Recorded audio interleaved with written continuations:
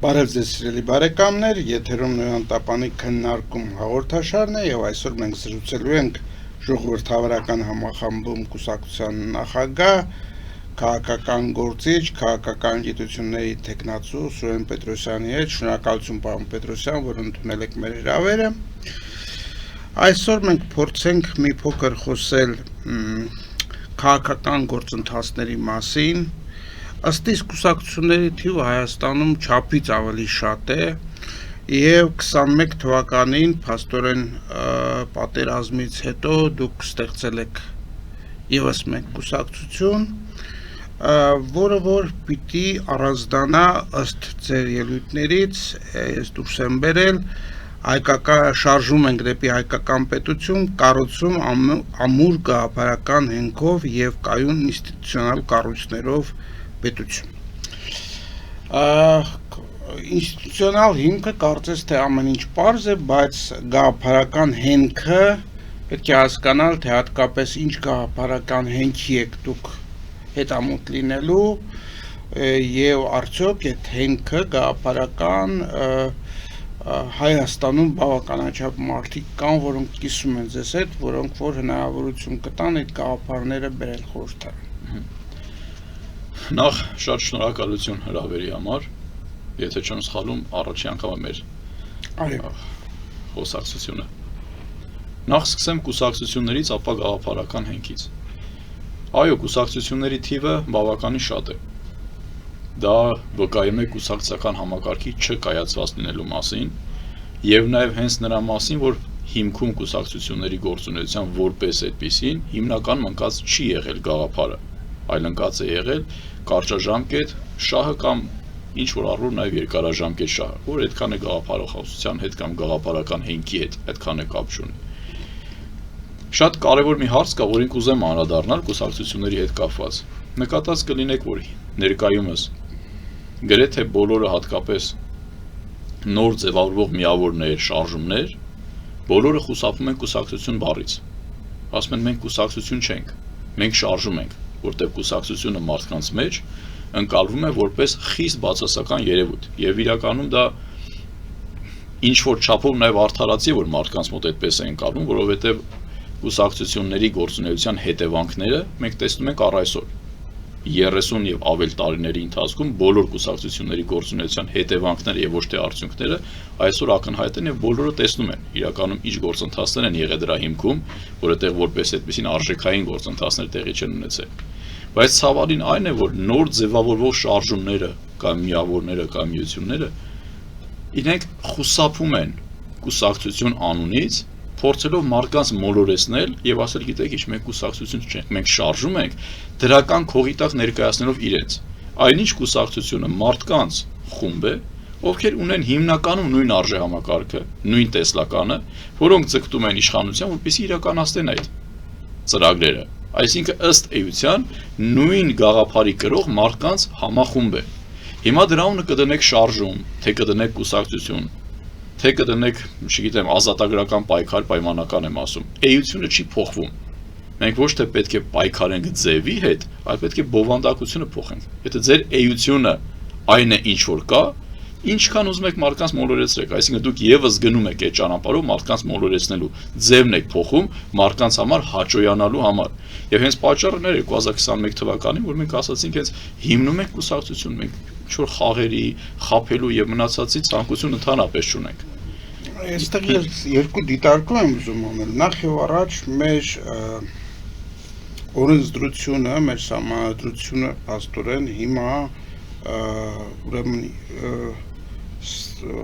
ստեղծել է որոշակի իմաստով կուսակցական, որովհետև եթե դուք կուսակցություն չես կամ կուսակցական ես կամ են գաղափարների կրողը լինելով հանդերձ գուցե, բայց չես պատկանում որոշակի միավորման, դու որևէ շանս չունես դառնալ, ասենք երկրի ղեկավար մարմին կամ ինչ որ ձևով քո գաղափարները իրականացնես։ Այս իմաստով կուսակցություն ստեղծելը հասկանալի է եւ արդարացված են իմաստով, որ այն մարդիկ, ովքեր ուզում են իրենց արժեհամակարգը ուրեմն համարելով ճիշտ փորձում են դա իրականացնել, ուրիշ ճանապարհ չունեն։ Բայց այստեղ խնդիրը հետևյալն է, դուք ասացիք, որ այդքան կուսակցություններ կան, միթե այդքան գաղափարական հենքեր կան, այդ բանտարբերություններ կան իրար մեջ, որ մարդիկ չեն միավորվում ինչ-որ կուսակցության շարքերում, այլ փորձում են սեփական կուսակցություն լինել։ Գիտեք, գաղափարական հենքեր ես այդքան է շատ չեմ հանդիպել։ Երևի թե ինչքան որ ուսումնասիրել եմ, մի քանի կուսակցության մոտ եմ տեսել գաղափարական հենք։ Բայց գաղափարական հենք ունենալը մեկ այլ բան է, այդ գաղափարներով առաջնորդվելը եւ այդ գաղափարները իրագործելը եւ դրա կրողը լինելը ամբողջությամբ այլ բան է։ Հետևաբար միայն գաղափարական համընկնումները ընդհանրապես բավարար չեն։ Կարևոր է նաեւ այդ քողի տակ մարդիկ այլ գործունեություն են ծավալում, թե իրականում շարժվում են եւ իրենց կենսակերպն է այդ գաղափարները որպես այդպեսին։ Եթե կան գաղափարներ, որոնք օրինակ ընդունելի են, բայց ես գոնե դաշտում չեմ տեսել այնպիսի կուսակցություն, այնպիսի ուժ, որը այդ գաղափարները, որը բարձրաձայնել է, դրանք կսպասարկի։ Հետևաբար այս պարագայում հարցը ոչ թե զուտ մերժողականությունն է, այլ հարցը իրականում բովանդակային նորը ձևավորելն է, ոչ թե մնացածը բոլորը վատն են, մենք լավն ենք կամ հակառակը։ Եթե այդ եզրերը չեք գտնում, ապա դուք պետք է կարողանաք ձևավորել նորը բովանդակությամբ նորը եւ ոչ թե միայն ձևով նորը եւ ժամանակի ընթացքում ոչ թե խոսքով, այլ ձեր գործունեությամբ ապացուցեք, որ դուք բովանդակությամբ եք նորը եւ ոչ թե խոսքով, ձեր հետագիծը, ձեր գործունեությունը։ Խոսքը սրա մասին է։ Շատ լավ, մեր հաղորդումների ընթացքում մենք բազմիցս անդրադարձել ենք այն փաստին եւ հիմա եւ նախկին իշխանությունների օրոք Նույնտապանը գործում է 91 թվականից, այնպես որ մենք անցել ենք բոլոր այս էտապները, որ մեր պետությունը կարծես թե նման է նավի, որը օվկիանոսում գնում է եւ եթե դու նպատակակետ չես դրել, բոլոր ուղղություններն էլ ճիշտ են, որովհետեւ կարևոր չէ թե ուր ես գնում։ Հիմա ինչ է առաջարկում ժողովրդավարական համախմբումը, ինչ տեսլական է առաջարկում պետության, ինչ հիմքերի վրա եւ փորձենք ձեզ հետ խոսենք այդ կարևոր առանձնահատկություններից։ Շատ ուրախ եմ, որ հնարավորություն եք նման բանից խոսելու, որովհետեւ այսօր ցավոք խոսում է միայն քննադատության մասին, բայց չի խոսում տեսլականի մասին, այսինքն հանունի գաղափարը որպես այդպեսին բացակայում է։ Դրա հետ ամբողջությամբ համաձայն եմ եւ կա մի խոսք, որ ասում են մեզ հնարավոր չէ շեղել ճանապարհից, քան որ մենք չգիտենք թե ուր են գնում։ Ցավոք իմ խորին համոզմամբ 30 եւ ավել տարիներ հետո Հայաստանը գտնվել է հենց նույն իրավիճակում։ Եվ ընդհանրապես պետության գաղափարը որպես այդպեսին իմաստավորված անգամ չի, նույնիսկ այսօր։ Հիմա անցնեմ գաղափարական հենքին եւ ասելով ինչ նկատի ունեմ, որ իմաստավորված չի։ Պետության դերը ազգի համար որպես այդպեսին բարդ քաղաքական տերմինոլոգիայով չասեմ, շատ պարզ։ Սեփական տեսակի համար, սեփական ժողովրդի համար, բնականաբար չբացառելով նաև ազգային փոքրամասնությունները, որոնք ունեն հիմնականում նույն շահերը, ինչ մեր ժողովուրդը։ Սեփական տեսակի եւ ժողովրդի համար առավել բարենպաստ պայմաններ ձևավորելն է, որտեղ ինքը կլինի անվտանգ, կլինի արդար, հասարակություն, համակեցության կանոնները կպահվեն, վերարտադրվեն, կբարգավաճեն եւ այսպես շարունակ կապահովի զարգացում, բայց սեփական տեսակի համար առավել բարենպաստ պայմաններ ստեղծելով։ Եթե մենք 30-ից ավել տարիներ նայենք, ապա որևիցե մեկը չի կարող ասել, որ 30 տարիների ընթացքում պետությունը մեր իր բովանդակությամբ եւ ոչ թե օրենքներով եւ օրենսդրությամբ եղել է հայկական, որովհետեւ որևիցե կետ հիմնավոր չեն կարող ներկայացնել, որ այդ ժամանակահատվածում պետությունը սպասարկել է ազգային եւ պետական շահ։ Լեզուն պետական հայերենն է, օրինակ։ Հա, շատ տարբեր տեղեր կարող են նաեւ լեզուն կիրառվի, օրինակ Ֆրանսիայում հայկական դպրոցներ կարող են լինել, բայց պետության գործառույթը դրա մասին չի։ Մենք շատ կարևոր հանգամանքի ենք մոտենում եւ ես հարցը երևի այսպես ձևակերպում։ Չեք կարծում, որ պետության, գուցե ազգային պետության ամենակարևոր գործառույթը ինքնության եւ մշակույթի պաշտպանություն։ Ես հենց դրա մասին եմ, ես հենց դրան էի գալիս, քանի որ մեր կարևոր դրույթներից մեկը Հենց դա է, որ մենք ասում ենք իրականացնում, պետք է իրականացվի ինքնության քաղաքականություն։ Այսօր ամբողջ աշխարհում քաղաքականության հիմքում ընկած է որպես շարժիչ ուժ ինքնությունը եւ ոչ տնտեսական մեխանիզմները։ Տնտեսական կոմպոնենտը անհրաժեշտ, բայց ոչ բավարար պայմանն է։ Քաղաքականության հիմքում որպես շարժիչ ուժ ընկած է ինքնությունը։ Բայց միտքս ավարտեմ։ Տեսեք ինչ հետաքրքիր կազուսային իրավիճակ է ստեղծում։ Շատ մանրուքների մեջ չխորանանք նաև խնայելով ժամանակը։ Խորհրդային միության ժամանակահատվածում մենք չենք ունեցել անկախ պետություն եւ ազգային պետություն։ Բայց խորհրդային ժամանակ չունենալով ազատ անկախ ամենևին խոսքը խորհրդային միությունը գովերքելու մասին չի։ Կարող եմ տասնյակ բացասական, ես երևույթն եմ փորձում արձանագրեմ, հաղթորոշենք եւ դրա հիման վրա շարժվենք առաջ։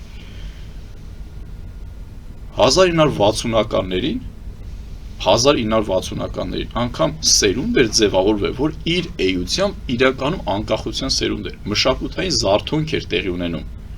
Եվ ես այս օրինակը հաճախ եմ բերում։ 1969 թվականին Ֆրունզե Դովլաթյանի «Բարև ես եմ» ֆիլմը Կաննի կինոփառատոնում առաջադրվում է ոսկե դափնու։ Բայց հարցը հենց որ կինոփառատոնում են առաջադրվել, Ֆրունզե Դովլաթյանի «Բարև ես եմ» ֆիլմը մշակութային տեսանկյունից «Բարև ես եմ»-ը հայտ էր ամբողջ աշխարհին, ասում էր ես որպես հայ, ես որպես տեսակ, ես կամ հարցը լինելու մասին էր, հայտ ներկայացնելու մասին էր։ Անկախ ես քաղաքական գաղ մթնոլորտում տիրող այս խոսակցություններից, չգիտեմ, այս ճղճի իրավիճակից դուրս մենք պիտի մի բան շատ լավ հասկանանք։ Ցանկացած պետության եւ ազգի զարթոնք բացառապես սկսվում է մշակութային զարթոնքով։ Բացառապես այլ կոմպոնենտ գոյություն չունի, որտեղ ինքնության հիմքը հենց մշակույթն է, իր բոլոր կոմպոնենտներով, հավատքից սկսած, գրով, գրականությունով եւ այլն։ Առանց մշակութային զարթոնքի պետություն երբեք չի վերածնում։ Մշակութային զարթոնք եղավ 1960-ականներից սկսած 70-ականներից, եթե ճիշտ է։ Սկիզբը ծիծեռնակը դրա համար էս Ֆրունզե Դովլաթյանով սկսեցի։ Եվ այդ սերունդը ըստ էության նաև ազատագրեց Արցախ։ Ով դուրս էր այս կապանքներից, որ մեզից որևիցե բան կախված չի, մեզ էս սա պետք չի, նա պետք չի եւ այլն եւ այլն։ Ինչպես ստացվեց չունենալով անկախ պետություն եւ ազգային պետություն, մենք ունեցանք մշակութային զարթոնք, իսկ կրթական մակարդակով համոզված եմ ինձանից տասնապատիկ ավելի լավ գիտեք Հայաստանը ինչ կրթական ցուցանիշներ ուներ։ ԽՍՀՄ-ում երևի թե միայն զիջում էր Էստոնիային, շատ տվյալներ նույնիսկ Էստոնիայից էր առաջ, երկրորդ հորիզոնական գրագիտության մակարդակ եւ այլ եւ այլն։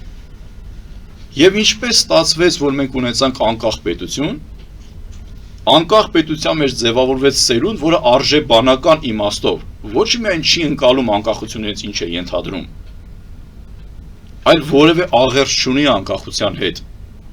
Ինչպես ստացվեց, որ ունենալով անկախ պետություն, որտեղ մեր ինքնություն եւ ազգային մշակույթը պետք է զարթոնք ապրեր, ոչ թե մեկուսանար, իր շատ ժամանակ ասում ենք զարթոնք ապրել, մարդիկ մտածում են մենք պետք է աշխարհից մեկուսանանք ու տրեխներով գնանք ՄԱԿ-ի ամբիոնում նստենք։ Սրա մասին չի խոսքը։ Ազգային ինքնություն, ազգային մշակույթը մոդեռնիզացվի եւ զարգանա, զարթոնք ապրի։ Մենք ունեցանք ճիշտ հակառակը։ Դեգրադացիա, սերիալներից սկսած մշակույթով եւ այլն։ Ուշադրություն դարձեք նաեւ քաղաքական վերնախավը, ինչ մշակութային վերնախավ կերտեց իր համար։ Ամեն պետություն, ինքը ամեն իշխանություն յուրատեսակ առումով ինքը ձևավորում է իր մշակութային էլիտային կամ վերնախավին։ Տեսեք ինչ մշակութային վերնախավ մենք ձևավորեցինք, որոնք անգամ ընտրությունների են մասնակցում։ Կրթության մակարդակը ընդհանրապես մշակույթը ամենակարևորն է, կրթությունները բնականաբար ամենակարևորը, կարևորներից։ Առանցքային հիմնասյուներն են կարևորության հարց չի այստեղ առաջին կամ երկրորդի։ Մենք կրթության առումով առաջընթաց ունեցանք, թե կտրուկ դեգրադացիա ունեցանք, բնականաբար դեգրադացիա։ Գիտությունը ամենամեծ պետության մարտահրավերը եւ սպառնալիքը ամենամեծ, դրանից ավելի մեծ չկա։ Դա մարդկային կապիտալը եւ մարդկային ռեսուրսն է, դա ուղեղների արտահոսքն է։ Գիտական ողջ ներուժը, որը ամբողջ աշխարհում մրցունակ է եղել, եւ մեր գիտնականները, եւ ընդհանրապես պոտենցիալը, որի մասին քիչ առաջ ասացի, բոլորը դուրս եկան, բոլորը։ Բայց այդ պետության ամբողջ իմաստը ըստ էության, որը պետք է լիներ, իսկ մենք պատմական հնարավորություն ենք ունեցել, այսքան հարյուրամյակների ընթացքում հաղթանակել ենք, ունենք մեր ազգային պետությունը ձևավորելու հնարավորություն։ Փոխարենը մենք ամբողջ ուղեղներին հնարավորինս կարողանանք, եթե գոնե չբերեինք Հայաստան, այլ գոնե ինստիտուցիոնալ կապ պահեինք նրանց հետ համատեղելով շահերը, մենք բոլոր մեր գիտական ներուժը ուղղակի արտահանեցինք։ Հիմա ուզում եք ասեք, ինչ որ մեկը կարող է ասել, որ դրա համար մենք ֆինանսական ռեսուրսներ չունենք։ Ուզում եք ասեք, այս պետության մեջ այս հսկայական օլիգարխիկ համակարգով հանդերձ 200 գիտնական չեն կարող պահել Հայաստանում։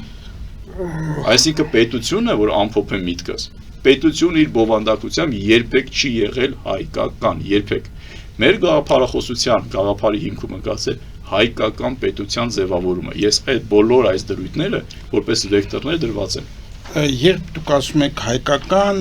հասկանալի է, բայց փաստորեն մենք պետք է ձեզ հետ միասին արձանագրենք, ինչը որ դուք եք ասում, ես ուղղակի ամփոփում եմ ձեր ասածը, որ մեր պետությունը անկախ չի կատարել իր ամենակարևոր գործառույթը, բնականաբար, լինել պետություն մարդկանց համար, որոնք որ ունեն յուրահատուկ ինքնություն, դա տնտեսությունը չի, դա փորը չի, դա կուշտ լինելը չի, այլ իրոք մենք հիմա ունենք մի սերունդ, որը այլ արժեքներ ունի։ Եվ դուք ձեր խոսքի մեջ երբեմն օգտագործում եք ինքնության հեղափոխություն գաղափարը։ Ինչպես եք պատրաստում այդ զանգվածը, որ առաջացել է այսքան, ես չեմ կարծում հատուկ մտածված, բայց այնուամենայնիվ անպատասխանատու քաղաքականության հետևանքով կա զանգված, որի համար արժեքները բոլորովին այն չեն, ինչ որ պատկերացնում ենք ես եւ դուք։ Ինչպես եք պատկերացնում այդ զանգվածին բերել այդ գիտակցության։ Շատ ճիշտ եք ասում, բայց ես ժողովրդի այդ հատվածին որևիցե կերպ չեմ մեղադրում։ Պատմական որևիցե հատվածում, անկախ նրանից մենք եթերներով կամ այլ իրավիճակում ինչ խոսքեր կլսենք բացասական իմաստով ժողովրդի հասցեին, ժողովուրդը պատմական ոչ մի իրադարձության ժամանակ երբեք սխալ չի, մի պարզ պատճառով, որովհետև ժողովուրդը, որպես այդպեսին հիմնականում, բացառապես այն արժեքների, այն մշակույթի կրողն է, ինչի կրողը լինում է իր քաղաքական վերնախավը։ Հետևաբար մարդկանց մեղադրել պետք չէ։ Այսինքն վերնախավը պիտի օրինակ ծառայի, ինքը օրինակ չի ծառայում։ Պատմական ճշմարտություն է։ Այն ինչի կրող լինում են արժեքների եւ մշակույթի, նույնի կրողը հիմնականում, դա չի նշանակում որ բացառություններ չկան, լինում է ժողովուրդը։ Եվ իրենց մեջ ինչ ոգի տիրում է, եթե կարելի այսպես ասել, հա, Մոնտեսկյուի տրամաբանությամբ ոգի տիրում է, այդ նույն ոգին տիրում է հասարակության մեջ։ Եվ բոլոր ժամանակահատվածներում նայեք կտեսնեք ինչ է լինում։ Հիմա ինքնության քաղաքականության մասին։ Ինքնության քաղաքականությունը դեռ 2022-23 թվականից մենք բերեցինք այդ օրակարգը առաջ, երբ այն ժամանակ երբ ինքնության մասին նույնիսկ հրաժարվում էին խոսել։ Եվ հիմքում սա էր, որ առաջին հերթին հեղափոխությունը ոչ թե պետք է լինի փողոցում, այլ գիտակցության մեջ։ Ցանկացած պատմական փուլում փոփոխությունը միշտ իրականացրել են փոքրաթիվ մարդիկ, ովքեր կարողացել են մարտահրավեր նետել համակարգին, ճանապարհին գեներացնելով ուժ, հասնելով իշխանության եւ վերևից պրոյեկտելով։ Ներքևից որևիցե փոփոխություն երբեք տեղի ունենալ չի կարող։ Ես գիտեմ, որ հիմա շատ են փորձում մարդկանց ասել, գիտեք ինչ, մենք ամեն մեկս մեր տեղում աշխատելով կփոխենք մեր իրականությունը։ Չի լինում այդպիսի բան։ Փոփոխությունները մշտապես լինում է բացառապես քաղաքական։ Այսինքն X խումբը պետք է կարողանա հասնել բուրգի գագաթին, իշխանության, եւ այդտեղից վերևից իր ողջ այդ արժե համակարգը պրոյեկտի հասարակության վրա, կրթական համակարգերից սկսած իր վարքաբանությունով վերջացրած։ Ինքնության հեղափոխությունը շատ պարզ է։ Խորքային վերաիմաստավորում եւ վերաարժեվորում մեր իրականության եւ մեր տեղի ու դերի խորքային վերաարժեվորում։ Ինքնությունը ունի երկու սյուն։ Մեկը արժեշահային համակարգ, մյուսը ճանաչողական համակարգ։ Մեկը որոնք են մեր արժեքները, որոնք մեր շահերը, մյուսը ճանաչողական համակարգը։ Սա շատ ծավալուն թեմա է, բայց երկուսը իրար հետ կապված են։ Բայց ճանաչողությունից անցնելով շատ ավելի պրակտիկ ու պարզ լինի, նաեւ մեզ լսողները շատ ավելի լավ պատկերացում կազմեն։ Ճանաչողական համակարգ ունի 4 կոմպոնենտ։ Ինչպես ենք մենք պատկերացնում աշխարհը, ինչ պատկերացում ունենք աշխարհի վերաբերյալ, եւ մեր պատկերացումները արդյոք իրականության հետ համապատասխանում են թե չէ։ Արդյոք մենք ճանաչում ենք արտաքին աշխարհում տեղի ունեցող կամ գերակա խաղի կանոնները, թե ոչ։ Երրորդ ամենակարևորը, արդյոք ճանաչում ենք մենք ինքներս մեզ։ Եվ չորրորդ, արդյոք մենք պատկերացնում ենք մեր տեղն ու դերը փոփոխվող աշխարհում, որպեսզի ինչպես այսօր ենք չմնանք պոստմոդեռնի սպառողական արժեհամակարգի փլատակների տակ։ Ինքնության հեղափոխություն հենց սրա մասին է։ Այս գործընթացի մեջ նաև մենք նպատակ ունենք վեր հանել կամ մեկս մյուսին գտնել այնպիսի մարդկանց, ովքեր այս գաղափարի կրողն են։ Եվ այս խորքային վերաիմաստավորում իրականացնել, որովհետև այսօր մենք ունենք քաղաքական համակարգ, որը իր էությամբ հակահայկական է։ Դժվար է ձեզ հետ չհամաձայնվել, բայց ես ուզում եմ դրա գենեզիսին մենք նայենք, չէ՞ որ ինչպես դուք ասացիք, այդ խորհրդային շրջանում, խորհրդային միության փլուզումից հետո մարդիկ, որոնք որ ձգտում էին Արցախի ազատագրման, մարդիկ, որոնք ձգտում էին նոր կյանքի ստեղծան, ինքնիշխանության, այդ մարդիկ այն մարդիկ էին, որոնք ապրել էին այդ մշակութային վերելքը, սկսած 60-70-ական թվականներից մինչև 88 թիվ, վերաբերյալ։ Եվ ահա այդ մարդիկ ընտրում են իշխանություն, որում ընտրում են գրեթե միաձայն ինչ-որ մեկին, ով որ պիտի իրականացներ այդ ամբողջ փոփոխությունները, բայց մենք տեսնում ենք, որ տարբեր ինչ-որ ազդեցությունների պայմաններում այդ մարդիկ որպես իշխանություն իրենց դրսևորում են բոլորովին այլ ձևով։ Հետո գալիս է ընդդիմություն, դիմություն այս պայքարը, որը տևում է ուրեմն տասնամյակներ, եւ ոչ մի ձևով ընդդիմությունը չի կարողանում հաղթել այն մարդկանց, ովքեր վերցրել են իշխանությունը մեկ անգամ։ Եվ այդ իշխանափոխանցումը շարունակվում է ամբողջ այս ընթացքում։ Հետևաբար դուք եթե ուզում եք դա ինչ որ ձևով վերջ դնել այդ համակարգին, այսպես կոչված, ապա պետք է ինչ որ հատուկ ինչ որ բան մտածեք դրա համար, որովհետև եթե դուք ուզում եք, ասենք, մարդկանց ուղեղի վրա ազդել, հիշեցնելով իրենց պատմական փառավոր անցյալը, հզոր հայերին, ես նկատի ունեմ, ասենք, ձեր այդ YouTube-յան ալիքը, որը որ շատ գովելի բան է, բայց միևնույն է, դա դիտում են բավականաչափ քիչ թվով մարդիկ, այսինքն այն մարդիկ, ում համար դա էական է։ Հիմա ամենակարևոր հարցն է, այնուամենայնիվ ինչպես բոլոր այն մարդկանց, ովքեր ում ձայնը պետք է, որպեսզի դուք ունենաք հնարավորություն այդ ազգային պետության կերտումը բերել դեպի ձեզ։ Շատ պարզ է դրա մեխանիզմը, ոչ հեշտ, բայց շատ պարզ, որովհետև նաև մենք պետք է գիտակցենք, որ այս խորքային ինքնության եւ քաղաքական ճգնաժամի մեջ լուծումները հեշտ չեն կարող լինել։ Այսօր Հայաստանի Հանրապետությունում եւ ընդհանրապես գործել է փոխհամաձայնեցված խմբիշխանություն, փոխհամաձայնեցված։ Եվ մենք մեր անգամ ծրագրի հիմքում այս փաստը արձանագրած ունենք, որ անգամ 97 թվականին պալատական հեղաշրջում չի եղել։ Եղել է որպես այդպեսին իշխանության փոխանցում, նույնը 2018 թվականին, որովհետև քաղաքական համակարգի ոչ որակը, ոչ գլոբալ ուղղությամբ վեկտորը փոփոխության չի ենթարկվել։ Կարգերը ամենը մնացել են նույնը, կարգերի գլխին կանգնած անձինք փոփոխվել են, եւ այս համակարգը գնալով օր-օրի ավելի դեգրադացվել է։ Իսկ քաղաքական համակարգը, ինչպես մնացած այլ բոլոր համակարգերը, երբեք չեն կարող մնալ ստատիկ։ Դա կամ գնում է զարգացման ճանապարհով, կամ գնում է դեգրադացման ճանապարհով։ Մեր մոտ շարունակաբար գնացել է դեգրադացման ճանապարհով։ Դրա համար նաև մյուս օրակարգն ենք մենք բերում, որը բոլորը մերժում էին եւ քննադատում էին, հիմա բնականաբար նաև իրենք դառնում են իբր դրա կրող, բայց միայն ձևական առումով արտաքուստ, վերել ենք այդ օրակարգը, որ առանց անդիմափոխության իշխանափոխություն երբեք լինել չի կարող։ Դա տեսականորեն անգամ հնարավոր չի։ Իսկ շարունակեք ձեր միտքը ասեք, ես հարցերը հետո։ Անդիմափոխություն ասելով, հարցը նա չի, որ պետք է իշխանությանը թողնել, միայն պարլամենտական ընդդիմության դեմ պայքարել, սրա մասին չի խոսքը։ որովհետև դա կեղծ օրակարգ է, որովհետև երկուսը նույն քաղաքական համակարգի ամուր հենասյուներն են։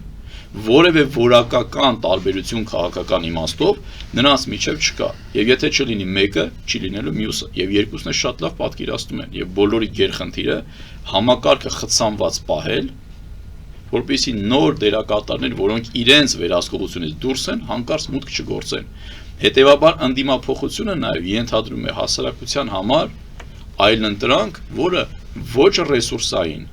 ոչ գաղափարական առումով չի լինի կապանքների մեջ այս ներկա նախին այս քաղաքական համակարգի մեջ, որը կունենա այլընտրանք։ Բայց մենք տեսել ենք, չէ, 2021 թվականի ընտրությունների ժամանակ ինչպես տեղի ունեցավ, եւ ըստ ամենայնի այս ընտրություններում նույն իրավիճակն է լինելու, որպեսզի իրականացնենք ընդդիմափոխություն, մենք պետք է միաժամանակ իշխանափոխություն իրականացնենք, բայց այդ տանդեմը շատ գրագետ է գործում եւ որն է դրանից դուրս գալու ձեր հենց ես դա եմ ասում, չէ, առաջին քայլն է ընդդիմափոխություն։ Եթե ընդդիմափոխություն չեղավ, որպես ընդդիմություն դուք չընկալվեցիք հիմնական ընդդիմություն, իշխանափոխությունը հնարավոր չի, որտեղ այս մարդկանց համար սա կատարյալ իրավիճակ է, որտեղ երկուսն է ջրի երեսին են, եւ ընդդիմության եւ իշխանության համար։ Բայց ինչպես դա անել։ Մարդկանց այսօր պահում են բոլորին մեծ միֆերի մեջ։ Միանգամից ասելով, որ գիտեք, դա հպատակային քաղաքականության հետևանքն է, որի մեջ ապրում է Հայաստանի 30-ից ավել տարիներ։ Հպատակային քաղաքականություն, որը թե արտաքին է եղել եւ կա, եւ թե ներքին։ Ինչպես արտաքինում, որևիցե մեկի խոսություն չեք լսի, որ մենք պիտի պատասխանատվություն ստանձնենք մեր ճակատագրի ապագայի համար, եւ կա երկու ճամբար, չէ։ Մեկը հպատակություն է տեսնում որպես խնամակալի դերով Ռուսաստանի Դաշնությանը, որ մեզ կպաշտպանեն, մյուս բևեռն արևմուտքը, որ մեզ կպաշտպանի եւ հպատակություն արևմուտքին։ Նույնը ներքաղաքական իրականությունում է։ Բոլորը պատկերացնում են, որ իրենք պետք է ունենան իրենց գլխին մի տանիք եւ անպայման ինչ որ մի այս երրորդ կամ այս 4 ճյուղերից ինչ որ մեկին պիտի պատկանեն եւ նրանց հովանու տակ լինեն, այլապես նրանք չեն կարող գոյատևել։ Այս հպատակության միֆը պետք է հաղթահարել։ Շատ կարևոր է։ Այստեղ խնդիրը ամենևին ռեսուրսները չի։ Մարդկանց բոլորի մտքում դրած է, որ գիտեք, դուք պետք է ունենաք անսահման ռեսուրսներ եւ այլն, նոր զբաղվեք քաղաքական գործունեությամբ։ Ճիշտ հակառակն է, թե դուք ունեք նպատակներ եւ արժեքներ, արեք առաջին քայլը, շարժվեք ճանապարհով, ռեսուրսները անպայման կհայտնվեն։ Իդեպ, ամենակարևոր ռեսուրսները, դրանք էլի ֆինանսները չեն, ինչպես պետության պարագայում։ Դրանք մարդիկ են գաղափարի կրող։ Երբ որ մենք ունենք գաղափարներ, մեր պարագայում եմ օրինակ ասում, մենք ունենք գաղափարներ, հստակ, ամրագրված գաղափարներ, եւ դա իրականացնելու հստակ նաեւ մեխանիզմներ։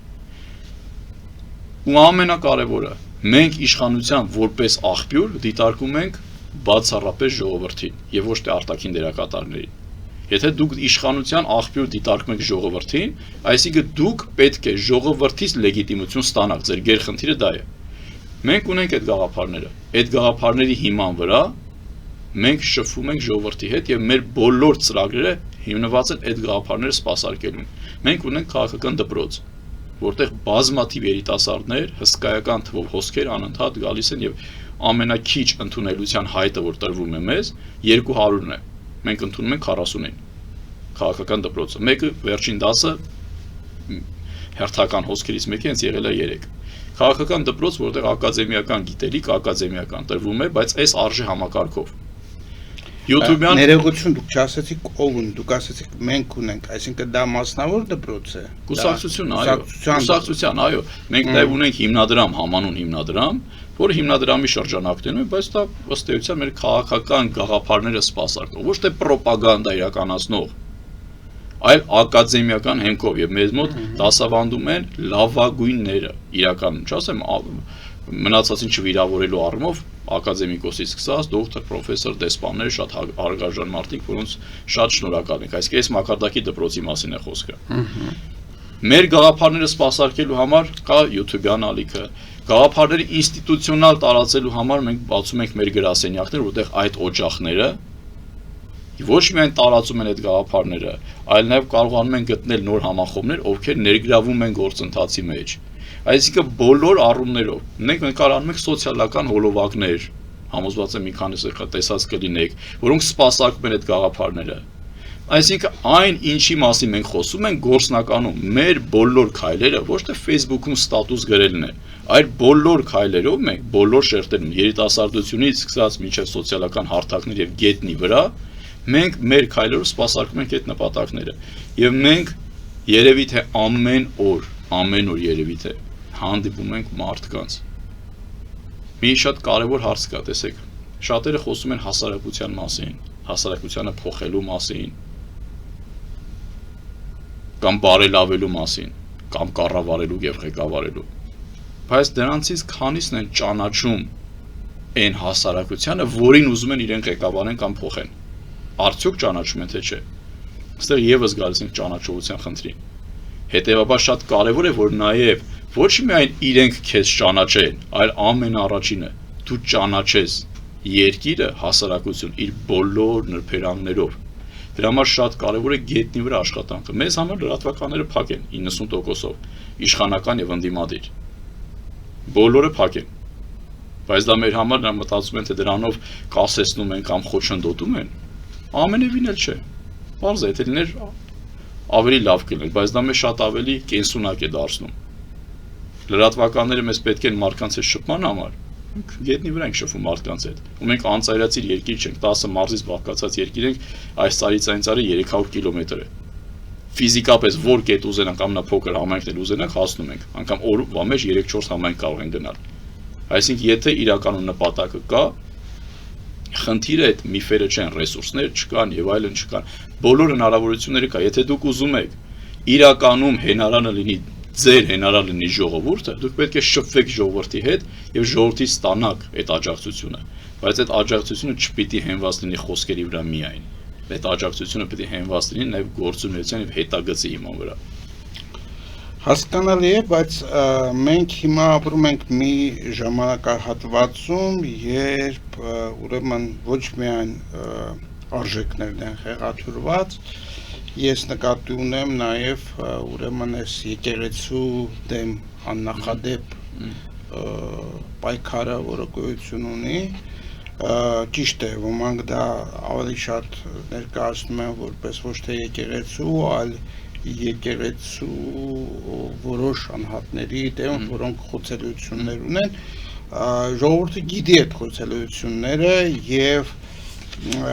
իրավիճակի առաջանում, որ մարդը իրոք չգիտի մի կողմից կարծես թե այդ խոցելիությունը ակնհայտ է եւ ինքը կուզենար, որ այդ փոփոխությունը լիներ, բայց մյուս կողմից կարծես թե այդ պետության ղեկավարի կողմից այդ ուղղորդումը որոշակի իմաստով բան է առաջացնում, այսպես դժվարություն է առաջացնում։ Ինչպես է ձեր կուսակցությունը տրամադրված այդ պայքարի նկատմամբ եւ ինչպես գիտենք arczepiskopos-ներ արդեն անազատության մեջ են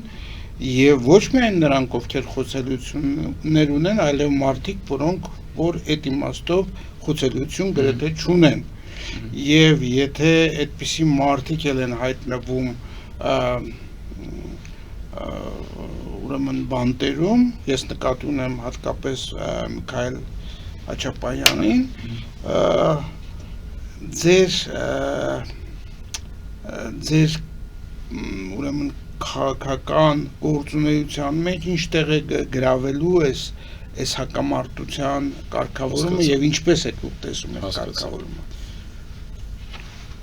Նախ այս գործընթացներին մենք վերաբերվում ենք խիստ բացասական, ավելի բացասական ուղղակի հնարավոր չի վերաբերվել, որովհետև սա աննախադեպ հարձակում է հայ առաքելական սուրբ եկեղեցու դեմ, բայց միևնույն ժամանակ մենք ասում ենք, որ այո, ես որպես աշխարհիկս, կամ հայ առաքելական սուրբ եկեղեցու հետևորդ, ես ինքս իմ իմացածի չափով գիտեմ, որ եկեղեցին խորքային առումով փոփոխությունների կարիք ունի առողջացման, որպես սովորական հետևորդ եմ ասում, բայց դա չի նշանակում, որ որևէ իշխանություն նման այլասերված կերպով իրավունք ունի հարձակվել եկեղեցու վրա։ Այսինքն, եթե ձեր նպատակը ոչ թե եկեղեցին առողջացնելն, նախ դնենք մի կողմ, որ իշխանության գործունեությունը եկեղեցու դեմ հակասահմանադրական է։ Սահմանադրությամբ, չեմ ուզում այլ դրույթների անդրադառնամ, որ իրավական չդառնա, պետությունը եւ եկեղեցին անջատ են։ Դա հակասահմանադրական է, բայց երկրորդը, եթե դուք ուզում եք առողջացնել եկեղեցին, եթե իրական նման խնդիր դրվածներ, դրան շատ այլ տարբերակներ են հնարավոր անել, շատ լատենտ, շատ այլ կերպով։ Բայց նման հարձակում եկեղեցու վրա, կամ մեկ այլ հարցի անդրադառնամ, ու շատ է թեմայի չխորանանք, քանի որ մոտեցումը շատ պարզ է, ծայրահեղ բացասական, որտեղ աննախադեպ հարձակվելս նաև ազգային ինքնության վրա։ Բացի իրավական առումով, ազգային ինստիտուտը կազմաքանդելու առումով, ուղղակի մի անուն տամ, ես անուններ տալ, քանի որ չեմ սիրում դրա համար։ Սրբազան կճոյանով են փորձում եկեղեցին առողջացնել։ Հակառակ բևեռ, որ իբր եկեղեցին պետք է առողջանա, սրբազան կճոյանով են փորձում առողջացնել, սրա նման նոնսենս չի կարող լինել, որտեղ շատ-շատերը կարող են իր մոտ համարվել ուղղակի սուրբ։ Այսինքն, այստեղ կա զուտ քաղաքական ուղղվածություն, կամ երկրորդը, սրբազանները, ովքեր որ գնացին 7 վերքում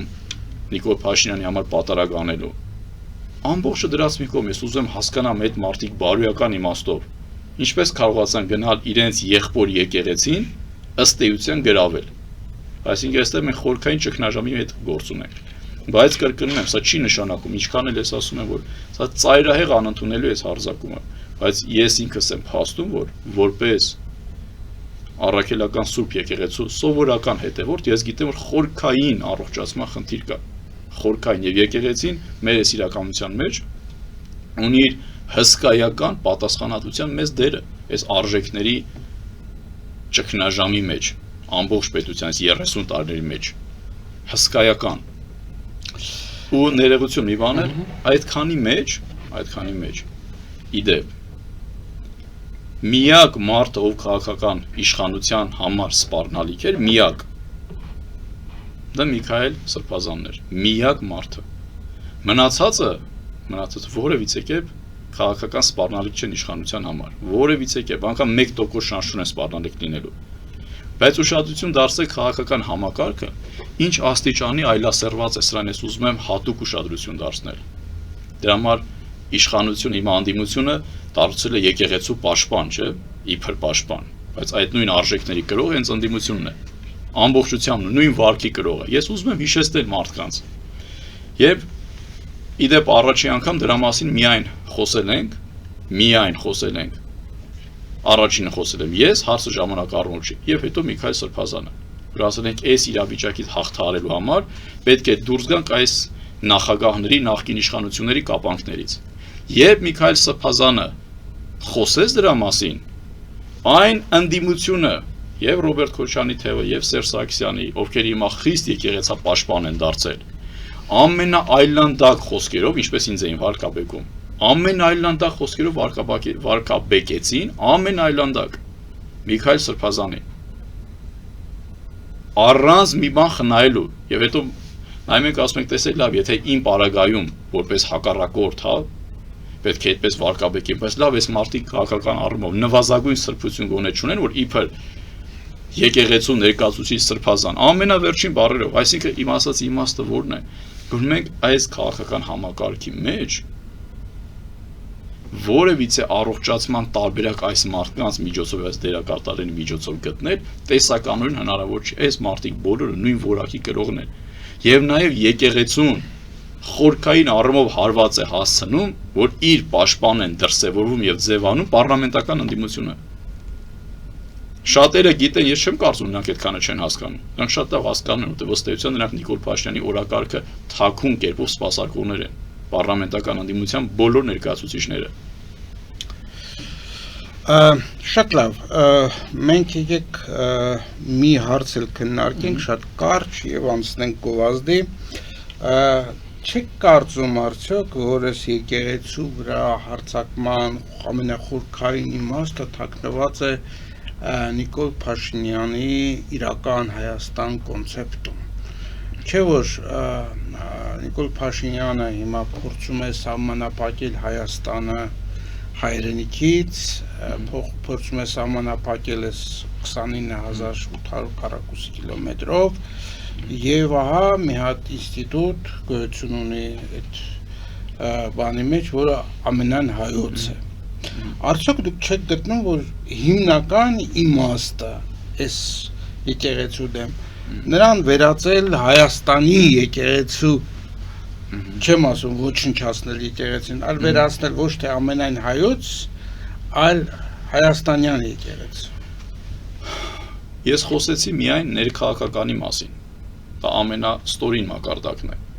բայց մինչև անգամ հայաստանյաց եկեղեցի սարքելը, դրանց ավելի բարձր մակարդակում է խնդիր կա։ Ուրեմն վերջին 500 տարիների ընթացքում առաջին անգամ ըստ էության սկսեցին երկխոսել անգլիկան եւ կաթոլիկ եկեղեցիները։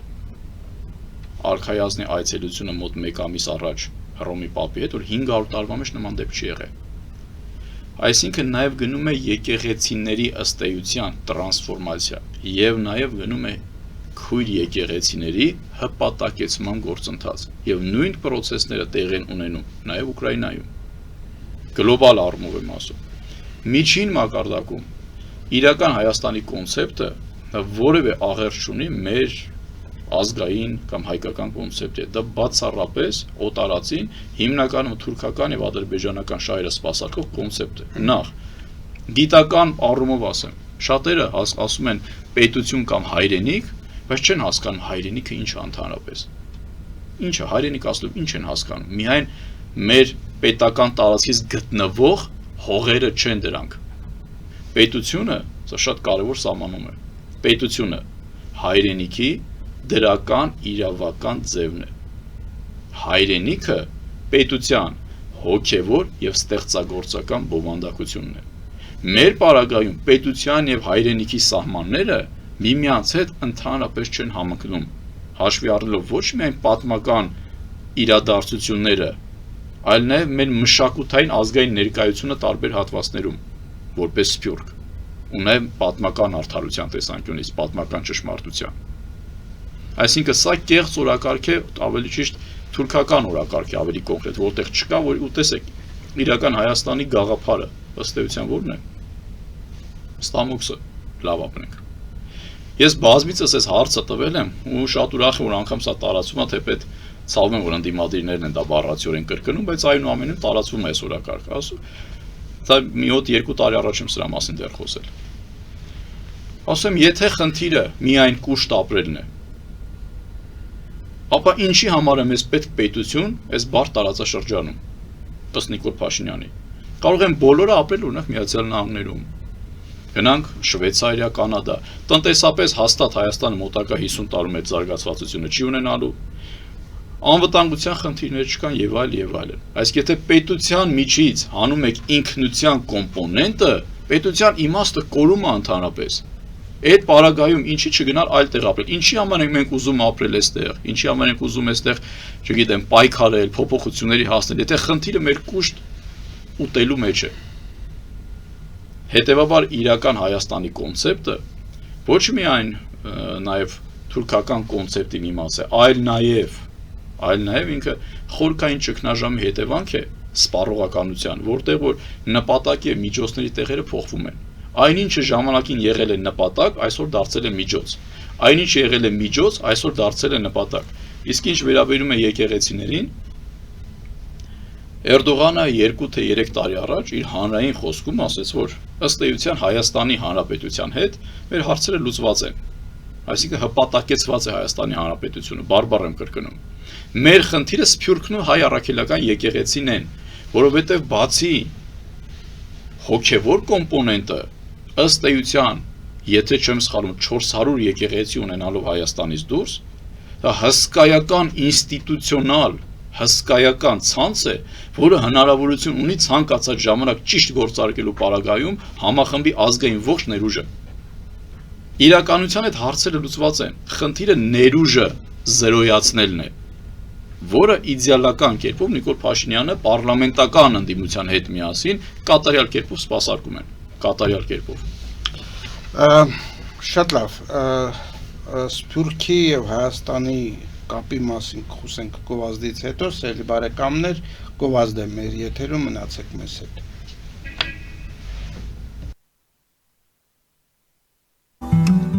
Ֆելիչե ժամանակակից ատամնաբուժական կլինիկա։ Այստեղ հարմարավետությունն ու խնամքն առաջնային են։ Այստեղ կիրառվում են ատամնաբուժական ամենաժամանակակից տեխնոլոգիաներ, ճշգրիտ ախտորոշում, արդյունավետ բուժում, նուրբ փորձառություն եւ անհատական մոտեցում։ Սկսած սովորական մանրուքներից մինչև առաջադեմ ընթացակարգեր, այստեղ դուք գտնվում եք բարձր որակավորում ունեցող եւ փորձառու ատամնաբուժական մասնագետների ձեռքերում։ Մեր բարեկամական եւ հյուրընկալ անձնակազմն այստեղ է յուրաքանչյուր այցը հաճելի դարձնելու համար։ Ֆելիչե, ձեր առողջ եւ ամենաերջանիկ շպիտը սկսվում է այստեղից։ Եկեք եւ բացահայտեք նորարարության փորձագիտության եւ կարեկցանքի կատարյալ համադրությունը։ Վաճառվում է գերմանական հնաոճ դաշնամուր 1892 թվականի արտադրության ֆոն Մուրբախ, գտնվում է գերազանց վիճակում, կինը 15000 ԱՄՆ դոլար, հեռախոսահամար 094 115 310։ Երևան շիփինգ, սենսացիա ստեղ, հա։ Այո, ճիշտ եք եկել։ Սադրոցներ Երևան ուղարկելը $2.99 օթանավով։ Այո, Իսկ եթե դոլար ուղարկես, դոլար ստանան։ այո, Իսկ որ տանեն տուն հասցնեն, էլի մի տոկոս, հա։ 2%։ Հրասը ծրի է, էլի։ Ժողովուրդ սենսացիա, ծրի է։ Նորթ Հոլիվուդ, Գլենդել։ Ջակփաթ հագուստի խանութը երկրորդ մասնաճյուղն է բացել Գլենդելի սրտում, որտեղ կարող եք ձեռք բերել եվրոպական եւ ամերիկյան ընտիր հագուստեղեն, կոշկեղեն, աքսեսուարներ, պայուսակներ ամենահարմար արժեքներով։ Նաև կարող եք ցանկացած ապրանք պատվիրել եւ ձեռք բերել կարճ ժամանակում։ Ջակփաթի Գլենդելի հասցեն է 1135 North Pacific Avenue, հեռախոս 818 813 2252։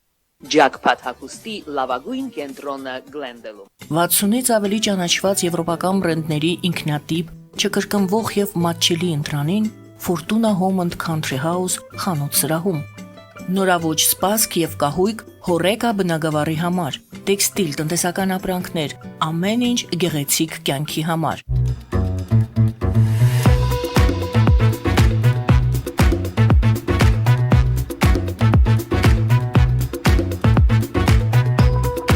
Արարատ ռեստորան, ընտանեկան եւ ընկերական ժամանցի լավագույն հասցե, սիրված արտիստներ, հյուրընկալ մթնոլորտ, հարուստ ճաշացան, անմահական խորտիկներ, Արարատ ռեստորան, հասցեն անփոփոխ, սիրով սպասում ենք ձեզ։ Լավագույն պաղպաղակ, բնական, համեղ եւ մատչելի գներով պաղպաղակը կարող եք ձեռք բերել բոլոր հայկական խանութներում։ Պահանջեք հայկական պաղպաղակ, Թամարա պաղպաղակ։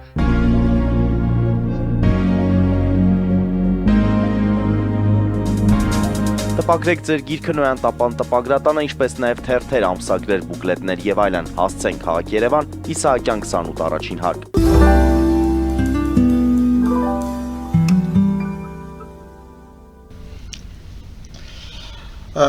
Սիրելի բարեկամներ, հիշեցնեմ, որ մենք զրուցում ենք ժողովրդավարական համախմբում կուսակցության նախագահ Սուրեն Պետրոսյանի հետ։ Պարոն Պետրոսյան, մեր ուրեմն քննարկումները մեզ բերեցին ուրեմն իրական Հայաստանի կոնցեպցիի քննարկմանը եւ ըստ որոշ դիտարկումների մենք տեսնում ենք, որ այդ կոնցեպտը ոչ միայն հայրենիք եւ ուրեմն պետությունն է իրարից անջատում, այլև փորձելով նույնացնել, որ հնարավոր չի, այսինքն հնարավոր կլինի լավագույն դեպքում, երբ որ բնորանը լինի մեկ պետություն։ Բայց ես ուզում եմ խոսել մեկ ուրիշ կարևոր հարցի մասին, որ այս գաղափարը, որը դուք որակեցիք որպես օտար, հատկապես թուրք-ադրբեջանական գաղափար, որը ներմուծված է հիմա եւ անընդհատ շրջանության մեջ է, այլև Սփյուռքի, Հայաստան-Սփյուռքի կապերի խզման մասին է խոսքը, որը որ ըստիս հիմա ամենավատ իրավիճակում է գտնվում եւ դուք նշեցիք, որ ուրեմն եթե Հայաստանը արդեն ենթարկված վիճակում է, մնում են եկեղեցին եւ սպորտը, եկեղեցու վրա հարձակումը մենք տեսնում ենք, տեսնում ենք նաև սփյուռքի հետ բոլոր կամուրջների այսպես աստիճանաբար խզում։ Ինչպես եք դուք տեսնում սփյուռքի ներգրավվածությունը հայկական պետության մեջ, համարում եք արդյոք, որ Հայաստանը նաև սփյուռքում ապրող մեր հայրենակիցների պետությունն է, նախատեսում եք, որ եթե դուք կարողանաք օրակարգ ձևավորել պետության, սփյուռքին հատուկ ուշադրություն կդարձվի եւ արդյոք սփյուռքը դուք ունեք մեխանիզմներ սփյուռքի այսպես դրական ներգրավման Հայաստանի պետականաշինության մեջ։ Սեք ես տեսլականից սկսեմ։ Կարևորը տեսլական է, ոչ թե հստակ այս բան մեխանիզմները, որովհետև տեսլական իրականացնելու ժամանակ մեխանիզմները կարող են փոխվել, չշեղվելով տեսլականից։ Մեր գաղափարական հենքի կոմպոնենտներից մեկը համահայկականությունն է։ Այսինքն պետությունը պետք է լինի դառնա աշխարհում ողջ հայերի պետությունը, հայրենիքը, դա չի նշանակում, որ բոլոր հայերը պետք է վերադառնան Հայաստանում ապրել, այլ պետք է իմանան, որ այդ պետությունը համահայկական է, այսինքն նաև սպասարկում է իրենց շահերը և փոխադարձ կապի մեջ է գտնվում։ Եթե ուշադրություն դարձնենք, կտեսնենք, որ մինչև այս վերջի դեգրադացիան, մինչև վերջնական կապերի կազմաքանդումը, այս 30 տարիների ընթացքում սփյուռքը երբեք Հայաստանի իշխանությունների համար չի ունեցել նշանակություն բացառության որպես ծառայել է միայն դրամապանակ։ Միայն մեզ գումար ուղարկեք, գործ չունեք, մենք ինչ պետք է կանենք, դուք միայն մեզ համար գումար եք։ Չի եղել ինստիտուցիոնալ հարաբերություններ սփյուռքի հետ։ Սփյուռքի ներգրավվածությունը պետականաշինության մեջ Հայաստանի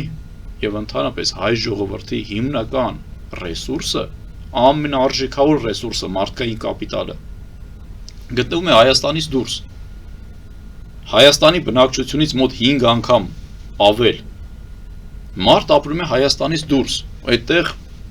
չհաշված հսկայական մտավոր ներուժը, որ կա, որը կարող է ծառայել Հայաստանին եւ փոխադարձ շահավետ լինել։ Հետևաբար պետության պետականաշինության մեջ առանցքային նշանակություն ունի ինստիտուցիոնալ ներգրավվածությունը, սփյուռքի ինստիտուցիոնալ։ Սա մեզ համար երկաթյա է։ Այդ ինստիտուցիոնալ ներգրավվածությունը ինչպես կլինի ավելի պարզ, ավելի հասկանալի մեխանիզմներով։ Դրանք պոպուլիզմ կլինի, եթե դրա մասին ներկայում խոսեմ։ Հարցը այն է, որ դա անպայման լինելու է եւ պետք է լինի։ Բայց արդյոք դա չի լինելու ձեր, ասենք, նախընտրական քարոզարշավի մեջ որպես կարևոր էլեմենտ, որովհետև Հայաստանի բնակչությունից շատերը պատկերացնում են, որ այն մարտահրավերները, որ հիմա մենք ունենք, միայն Հայաստանի բնակչությամբ դժվար է հաղթահարել։ Պետք է ներգրավել մեր ամբողջ ազգին։ Անպայման, բայց մինչև դա նաև պետք է ունենալ գաղափար, որը կմիավորի ոչ միայն Հայաստանի հասարակությանը, այլև ընդհանրապես հայությանը։ Եթե ժամանակին ինչ-որ առումով, իդեպ ես այդ գաղափարի հետ ընդհանրապես համաձայն չեմ եղել։ Եթե եղել է միավորողը ցեղասպանությունը, ապա այսօր այդ գաղափարը որպես այդպեսի չկա։ Հետևաբար որ գաղափարն է միավորողը։ Ես բարձաբան է, որ մարդկանց համար հարցական չլինի, ինչի ես կողմ չեմ։ Ուրեմն դա չի նշանակում ցեղասպանությունը ուրանալ կամ ցեղասպանության ճանաչման, միջազգային ճանաչմանը չլծվել այդ աշխատանքին, հակառակը բոլոր հնարավոր ռեսուրսներով,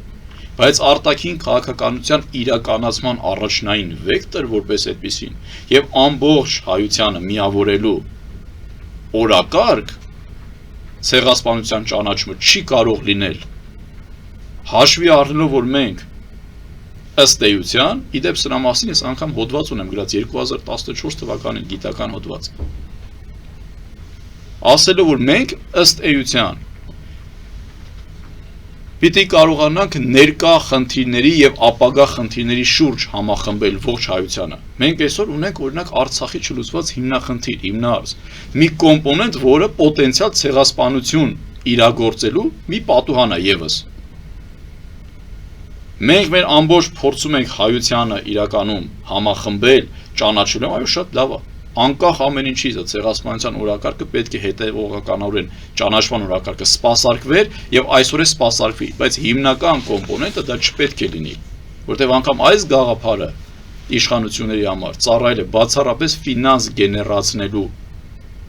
ֆինանս գեներացնելու միայն ու միայն որպես ֆինանսի օրակարգ, ուրիշ ոչ մի բան։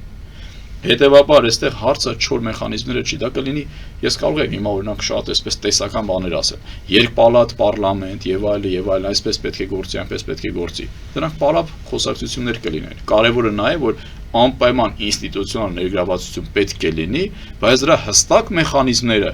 պետք է ի հայտ գան նաև այդ մարդկանց հետ, այդ ուղեղների հետ շփման արդյունքում, որովհետև կարող ես ինչ-որ մեխանիզմ ասեմ, դա պարզի, որ X համայնքների համար դա անհեթեթություն է, բայց այդ մարդիկ չպետք է մասնակցեն նաև այս ծրագրին։ Շատ լավ, եւ մի այսպեսի ցավոտ հարց կապված Սփյուռքի հետ, մենք գիտենք, որ Սփյուռքում տարբեր պատճառներով արտահոսքի քաղաքացիություն ընդունելու բազմաթիվ Հայաստանի Հանրապետության քաղաքացիներ կան, բավականին ստվար զանգված, եւ նրանք զրկված են ընտրության իրավունքից, որովհետեւ երբ այդ գործում էր այդ ընտրության իրավունքը, մեր նախագահներից մեկին դուր չեկավ, որ Սփյուռքում իր դեմ քվեարկածների թիվը շատ ավելի մեծ էր, քան այստեղ։ Այս խնդիրը, որը որ ինձ թվում է սահմանադրության խախտում է, որևէ ձևով ձեր օրակարգում պիտի լինի։ Բնականաբար ես դրա մասին չխոսեցի, որովհետև դա իր ըստ էության այն ինչի մասին ես խոսում եմ, դրան շատ ավելի տեղային խնդիր էր, հա, մենք ավելի մեծ գլոբալ խնդրից խոսեցինք դրա համար, սա բնականաբար, որովհետև ըստ էության թե այդ մարդիկ Հայաստանի Հանրապետության անձնագիր ունեն, կապ չունի որտեղ են, նրանք պետք է իրավունք ունեն անպայման քվեարկելու եւ ըստ էության դեսպանությունների եւ հյուպատոսությունների մյուս գործառույթներից մեկը, կարևոր գործառույթներից մեկը, նաեւ դա պետք է լինի։ Բայց բնականաբար այն մարդիկ, ովքեր Հայաստանից գնացել են, լքել են Հայաստանը, պարզ է, չէ, որ նրանք պոտենցիալ անդիմադիր հայացքներ ունեն, հակառակ պարագայում ինչի համար պետք է գնային։ Հետո այդ մարդիկ ըստ էության իշխանությանը դեմ ձայնել են, դրա համար այդ ամեն ինչը փակված է։ Դուք խոսեցիք, մենք ինչ-որ ես երևի մասնավոր հարցեր եմ տալիս, դուք միշտ ավելի ընդհանուր եք մոտենում, երևի ճիշտը դա է, բայց այնուամենայնիվ դուք խոսեցիք հյուպատոսությունների մասին, բայց ասենք չխոսեցիք եկեղեցու մասին, որը ինստիտուցիոնալ ավելի մեծ տարածում ունի։ Դուք նորմալ եք համարում, որ ասենք օրինակ Հայաստանի Հանրապետություններում դպրոցները կարող են լինել ասենք ընտրական տեղամասեր, իսկ Սփյուռքում ասենք օրինակ եկեղեցիները չեն կարող այդպիսի տեղամասեր ունենալ։ Գիտեք, չէ, եկեղեցիների մասին իրականում խոսեցի, քիչ առաջ ես ասում եմ, որ եկեղեցիները ըստ էության են ինստիտուցիոնալ ամուր հենքն է, որը թույլ է տալիս ազգային ներուժը համախմբել։ Այո, բայց սա ուրիշ գործառույթ է, որը երբեք չի օգտագործվել պետության կողմից, էլի։ Դեք մասնավոր ոչ թե կոնկրետ ընտրական գործընթացի համար ասեմ, այլ օտար երկրում մեր եկեղեցիները պետք է իրականացնեն բոլոր այն գործառույթները կամ հնարավորություն տան, որը կնպաստի ինչ որ կերպ կամ կսպասարկի Հայաստանի Հանրապետության շահը։ Բոլոր։ Շատ լավ, քանի որ մեր ժամանակը մոտենում է ավարտին, եկեք խոսենք մի հարցի շուրջը, որովհետև մենք մոտենում ենք ընտրական տարուն, 26 թվականն է, լինելու են ընտրություններ, դուք հայտարարել եք, որ մասնակցելու եք այդ ընտրություններում,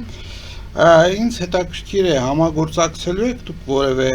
այլ կուսակցությունների ուժերի հետ, ես չգիտեմ, պարզապես համագործակցության կամ դաշինքների ձևով, թե չեք գտել ձեր գաղափարները կիսող այլ կուսակցություններ ես դաշտում։ Մեզ համար համագործակցությունը շատ կարևոր է մարդկանց հետ, ովքեր այդ գաղափարի կրողն են։ Երբեք մեր համագործակցությունը չի կարող լինել ինքնանպատակ կամ զուտ չոր հաշվարկի վրա, որտեղ կարող են ձայներ ապահովել եւ մենք կմտնենք պարլամենտ։ Երբեք, որովհետեւ քաղաքականությունը դա առաջնահերթությունների մասին եւ արժեքների մասին, որի մասին մենք այդքան խոսում ենք։ Այս պահին գոնե ով մտքից գալիս է քիչ թե շատ հայտնի ուժերից ու մտաբերում եմ եւ ովքեր կան այս պահին, որևիցե մեկի հետ համագործակցության եզր չկա եւ սա ամենևին չի նշանակում որ նրանք վատն են, մենք լավն ենք, այլ ուղղակի գաղափարական իմաստով համագործակցության եզր ընդհանրապես չկա։ Իսկ մենք նաեւ համագործակցության համար 4 չի կարելիներ ենք առանձնացրել մեզ համար, ում հետ չենք համագործակցի ընդհանրապես, որ նաեւ հստակ լինի, որ դա ուղղակի զուտ անձնական ինչ-որ սիմպաթիաների խնդիր չէ։ Մենք երբեք չենք կարող համագործակցել ներկա իշխանություն ներկայացուցիչների եւ դրանցից ածանցյալ ալբանիակների հետ։ Չենք կարող համագործակցել նախին որևէ իշխանության ներկայացուցիչների եւ այդ գաղափարները սպասարկող կամ նրանցից ածանցյալ դերակատարների հետ։ Երբեք չենք համագործակցելու այն մարդկանց հետ, ովքեր հակարևմտյան քաղաքականություն են սպասարկում, չենք համագործակցելու այն մարդկանց հետ, ովքեր հակառուսական քաղաքականություն են սպասարկում, որտեղ անգամ արտաքին այս հակաների քաղաքականությունը, որով նաև բևեռացված է Հայաստանը, սա ազգային անվտանգության լրջագույն սպառնալիք է։